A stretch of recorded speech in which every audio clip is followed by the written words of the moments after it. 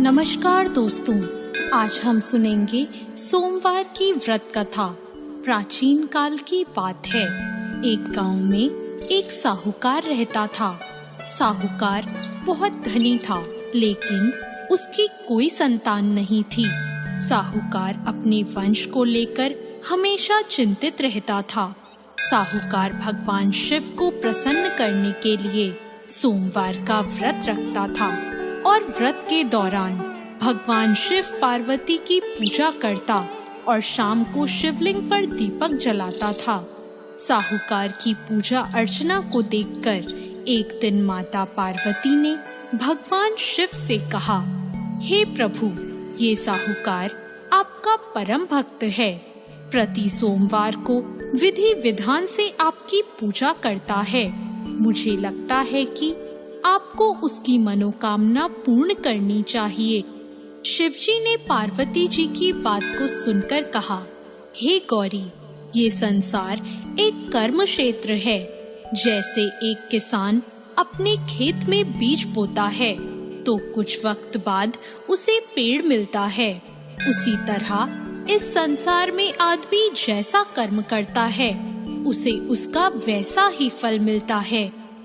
भगवान शिव बोले कि इसके कर्मों में संतान सुख नहीं है, लेकिन माता पार्वती ने भोले भंडारी से दोबारा आग्रह किया और कहा, हे नाथ, फिर भी आप इसकी मनोकामना पूर्ण कर दीजिए।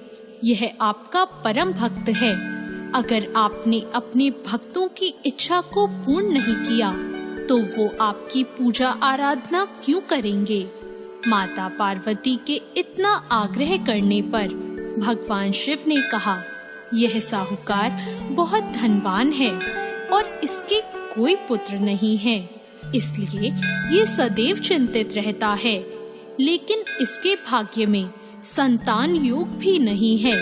लेकिन तुम्हारे आग्रह करने पर मैं इसे पुत्र प्राप्ति का वरदान दे देता हूँ। लेकिन इसका जो पुत्र होगा वो केवल 12 सालों तक ही जीवित रहेगा। फिर एक रात्रि शिवजी ने साहूकार को स्वप्न में दर्शन दिए और कहा कि उसको जल्द ही पुत्र रत्न की प्राप्ति होगी। लेकिन उसका पुत्र दीर्घ आयु नहीं रहेगा, बल्कि केवल 12 वर्ष तक ही जीवित रह पाएगा।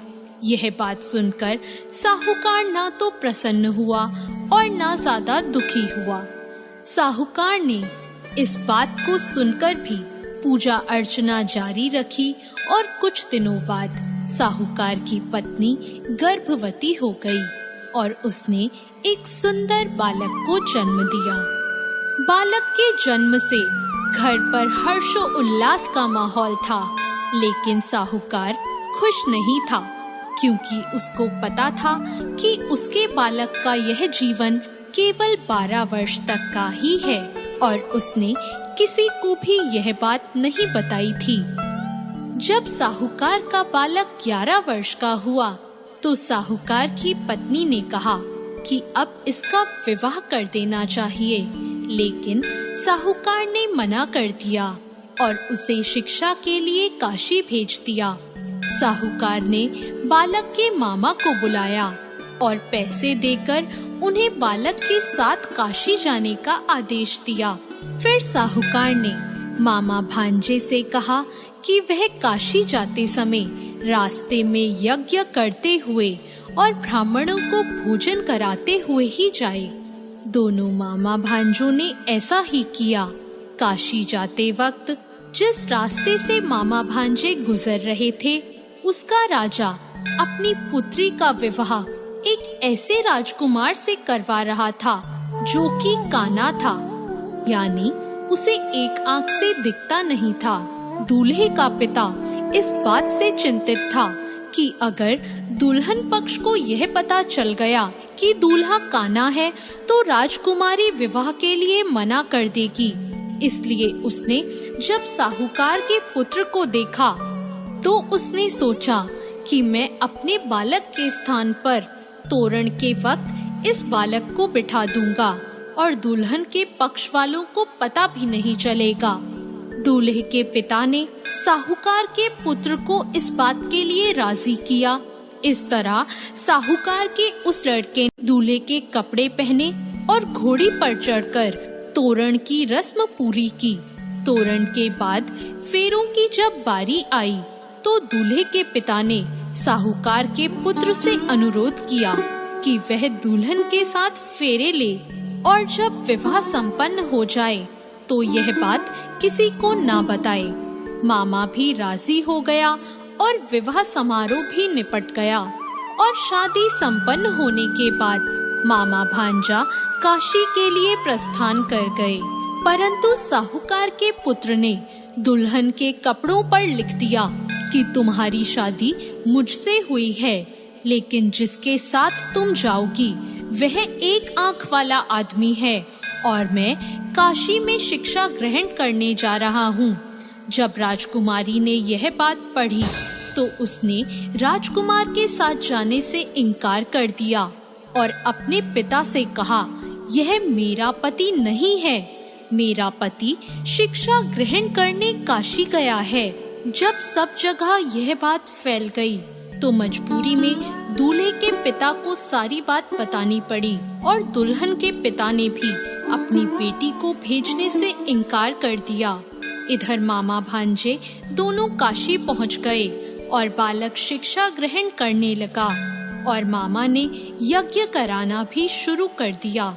जब साहूकार का पुत्र 12 साल का हो गया तो एक दिन वो अपने मामा से बोला कि उसकी तबीयत ठीक नहीं है और वह सोने अंदर जा रहा है। साहूकार का पुत्र अंदर सोने गया और उसकी मृत्यु हो गई। कुछ देर बाद जब मामा अंदर पहुँचे, उन्होंने जब अपने भांजे को मरे हुए देखा तो वो बहुत दुखी हुए, परंतु वह रो नहीं सकते थे वरना उनका यज्ञ अधूरा रह जाता। इसलिए मामा ने वापस जाकर यज्ञ पूरा किया और ब्राह्मणों का भोजन कराने के बाद मामा अपने मृत भांजे को देखकर रोने लगे। उसी वक्त उसी मार्ग से शिव पार्वती गुजर रहे थे।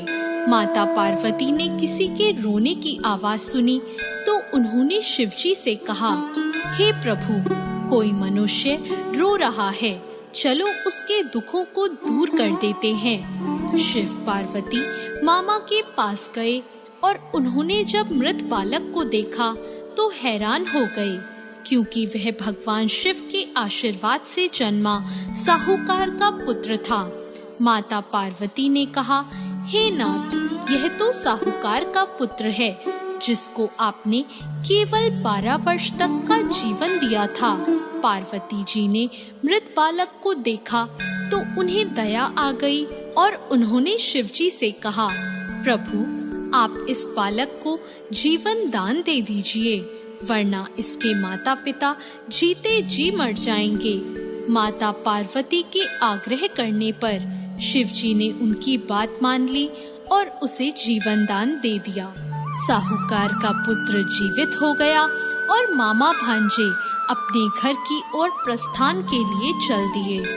रास्ते में साहूकार का पुत्र उसी शहर से गुजरा जहां उसका विवाह हुआ था। दुल्हन के पिता ने बालक को पहचान लिया और मामा भांजों को लेकर अपने महल आ गए। दुल्हन के पिता ने एक समारोह किया और अपनी पुत्री को साहूकार के साथ भेज दिया। जब साहूकार का बालक अपने घर पहुंचा तो उसके माता पिता छत पर बैठे थे और सोच रहे थे कि अगर उनका पुत्र सही सलामत वापस नहीं लौटा तो वे दोनों भी इसी छत से कूदकर अपनी जान दे देंगे। पर उसी समय उसके मामा वहां आ गए और उन्होंने बताया कि उनका पुत्र जीवित है और विवाह करके वापस लौटा है। साहूकार ने अपने बालक को जीवित देखा तो खुशी से उसका स्वागत किया और साहूकार का पूरा परिवार खुशी खुशी अपना जीवन बिताने लगा। जैसे भोलेनाथ ने इस परिवार पर कृपा करी, ऐसी कृपा सब पर करना।